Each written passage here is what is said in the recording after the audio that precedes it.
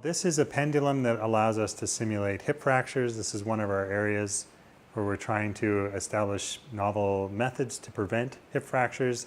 As a first step to that, we really need to better understand why the hips that fracture.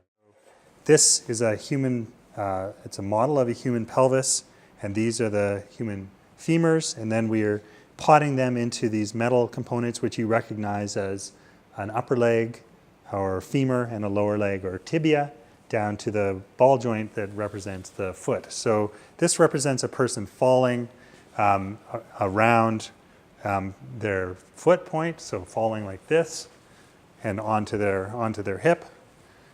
And we have instrumentation to measure many of the biomechanical variables that are important to us for studying the potential for hip fracture.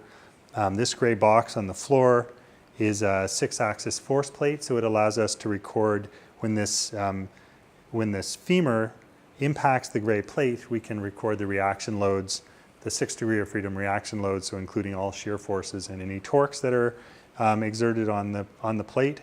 And we also have markers that you can see in the pelvis, and these markers, and also on the femurs. These markers are imaged by a high-speed camera. And the high-speed camera will record with very precise accuracy, will record the deformation of the markers, which corresponds to the deformation of the pelvis during the impact. A test would look like this.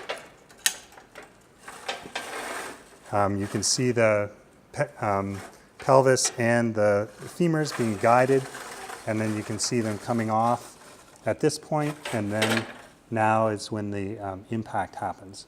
And so that's how an experiment looks.